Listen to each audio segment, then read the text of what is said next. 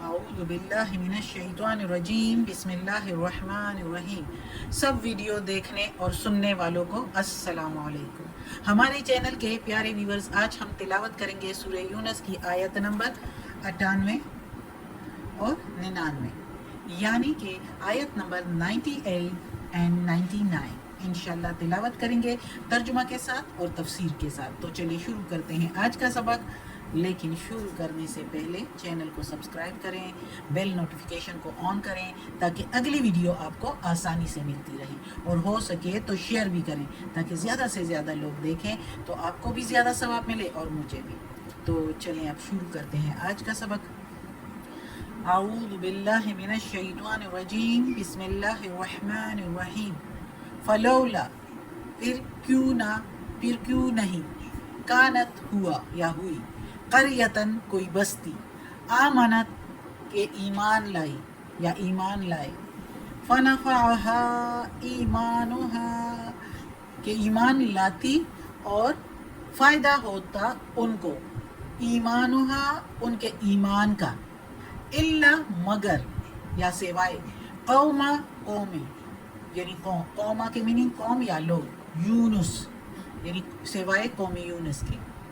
پھر کیوں نہ ہوئی کوئی بستی کہ ایمان لاتی اور فائدہ ہوتا ان کو ان کے ایمان کا، ان کے ایمان لانے کا، سوائے یونس علیہ السلام کے۔ تفسیر میں بتاؤں گی انشاءاللہ، پھر سمجھ آ جائے گی۔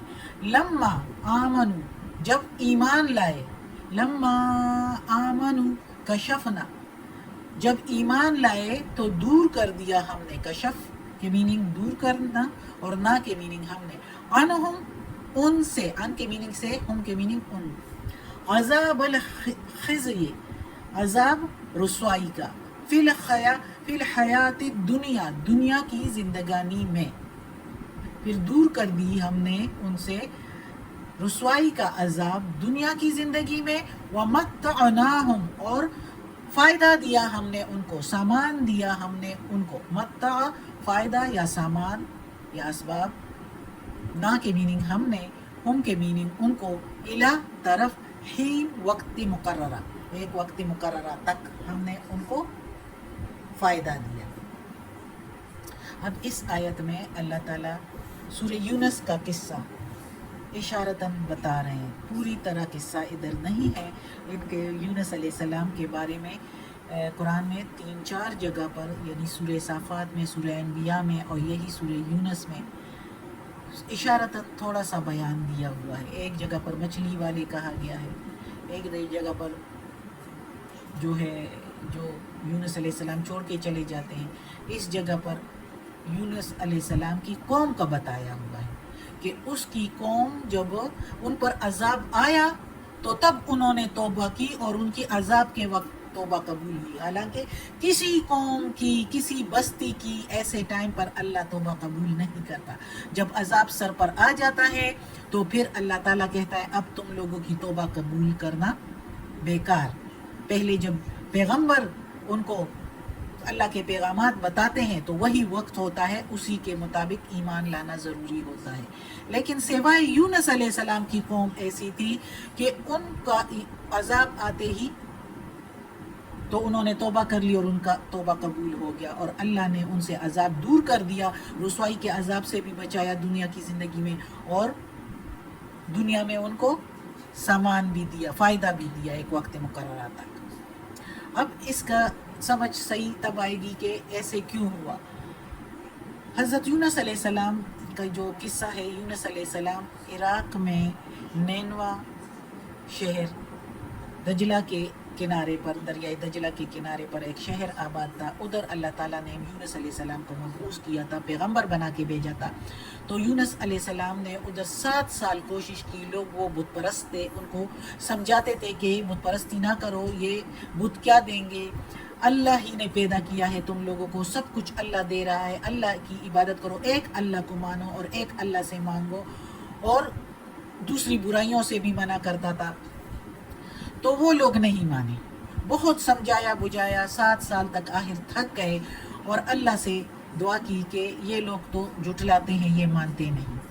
اللہ سے دعا کی کہ ان پر عذاب آ جائے، اور اس لوگوں کو بھی یونس علیہ السلام نے کہا کہ اب 3 دن ان تک انتظار کرو، تم لوگوں پر عذاب آئے گا. اور خود یونس علیہ السلام اللہ کی وحی کے سننے کے بغیر، یعنی اللہ کا پیغام جواب واپس نہیں آیا تھا، اور یونس علیہ السلام ادھر سے چل نکلے کہ اب ان پر عذاب آئے گا، تو وہ ادھر سے نکل پڑے، کشتی میں بیٹھ گئے. اور جو قوم ہے وہ پیچھے جو ہے بے پرواہ تھی، ان کو تو خیال نہیں تھا. لیکن جس وقت ان پر عذاب تیسرے دن، یعنی پہلے دن بھی کچھ نہیں ہوا، دوسرے دن بھی کچھ نہیں ہوا، تیسرے دن عذاب کے آثار نمودار ہوئے. گہرے بادل آئے، کالے بادل آئے، اور ایسے بادل کہ اس کو دیکھ کر ہی خوف آتا تھا. اس تاریک بادلوں نے لوگوں کی چھتوں تک سب کچھ کو گھیر لیا، اور لوگ جب بادل کو دیکھ لیا تو ڈر گئے. پچھلے پیغمبروں قوموں کی باتیں تو انہوں نے قصے سنے تھے، یونس علیہ السلام کی باتیں ان کو یاد آ گئی، اور وہ سارے ان کے جو بزرگ بڑے سردار تھے انہوں نے لوگوں کو ادھر ادھر بھجوایا کہ یونس علیہ السلام کو ڈھونڈ کر لائیں. لیکن یونس علیہ السلام تو چل نکلے تھے ادھر سے، اور وہ اس کو ڈھونڈتے رہے. جب نہیں ملے تو ان کو بالکل جو ہے کنفرم ہو گیا کہ یہ تو وہی عذاب ہے، اور اب ہم اس عذاب سے نہیں بچ سکتے. تو انہوں نے کیا کیا کہ ان کے سارے بچے، عورتیں، مویشی تک کو وہ گھروں سے نکال کے اور باہر جنگل کی طرف نکلے، اور آہ و بکا کر کے اللہ سے بریا فریادیں کر کے گڑ گڑا کے اللہ کے آگے سب سجود ہو گئے، اور دعائیں کی، بہت دعائیں کی اللہ سے گڑ گڑا کے. تو عذاب آیا تھا، لیکن ان کی اس گڑ گڑانے اور فریاد سے انہوں نے ان کا وہ عذاب ان سے دور کر دیا. بہت علماء کے اس کے بارے میں مختلف رائے ہے کہ یعنی اس طرح تو کسی بھی قوم پر اللہ نے نہیں کیا، قوم یونس پر کیوں کیا؟ تو کچھ علماء کہتے ہیں کہ یہ عذاب جو ہے عذاب نہیں تھا، عذاب کی صورت تھی. عذاب کا حکم نہیں تھا، عذاب کی صورت تھی، جو کہ اللہ تعالیٰ نے ان پر اس لیے لایا کہ اللہ تعالیٰ نے پیغمبر کو سچا دکھانا تھا. اور اس لیے بھی ان سے پھر عذاب اٹھا لیا گیا کہ یونس علیہ السلام نے اللہ کے جواب، اللہ کے پیغام کا انتظار کیے بغیر ادھر سے چل نکلے. اور پھر اس کا بھی قصہ ہے کہ وہ کشتی میں گئے، تو وہ بھی بہت لمبا قصہ ہے. تو وہ کشتی میں وہ بیٹھ گئے، تو کشتی جو ہے بھنور میں پھنس گئی. میں تو کہتی تھی یہ پھر کہیں سنا دوں گی اگلے سبق میں کبھی جب قصہ آئے گا، لیکن ادھر ہی پورا بتا دیتی ہوں تو زیادہ بہتر ہے.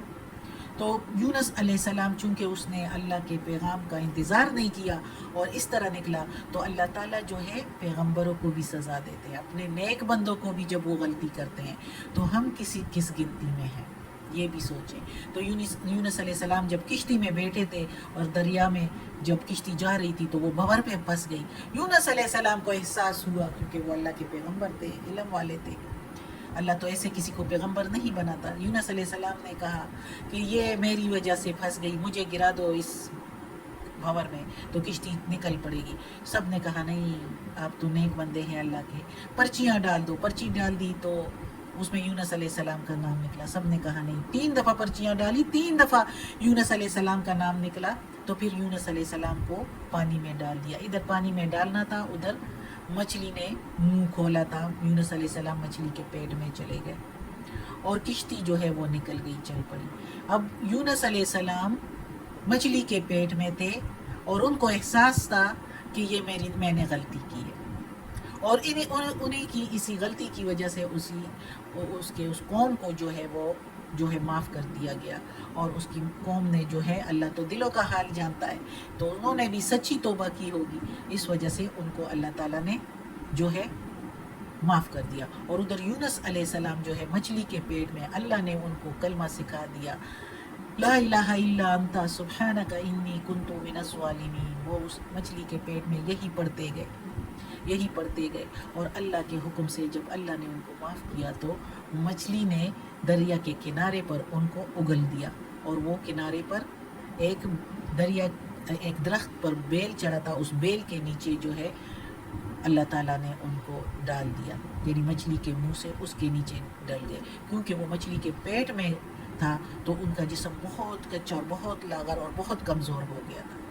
وہ بیل کے نیچے ہی پڑے رہے تو چند دنوں میں ان کو جو ہے صحت جو ہے تندرستی ہوئی اور وہ ٹھیک ہو گئے اور پھر اپنی قوم کی طرف چلے گئے. تو یہ ہے یونس علیہ السلام کا قصہ جو احادیث میں اور مختلف کتابوں میں ملتا ہے اور قرآن مجید کی تفسیر میں اکثر ملتا ہے زیادہ تر.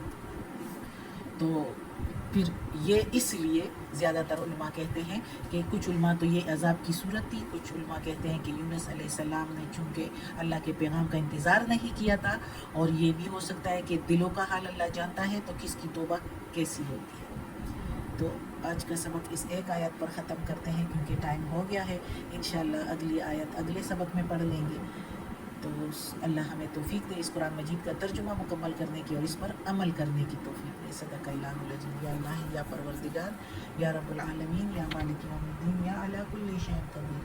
یا اللہ یہ تیرے کلام قرآن مجید کی تلاوت کی ہے ترجمہ اور تفسیر کے ساتھ. یا اللہ اس کے زیر زبر پیش میں تلفظ میں ترجمہ تفسیر میں کوئی غلطی بھی ہو تو معاف کر دینا، تو معاف کرنے والا مہربان ہے. یا اللہ ہمیں اپنے نیک اور صالح لوگوں میں شامل کر دے.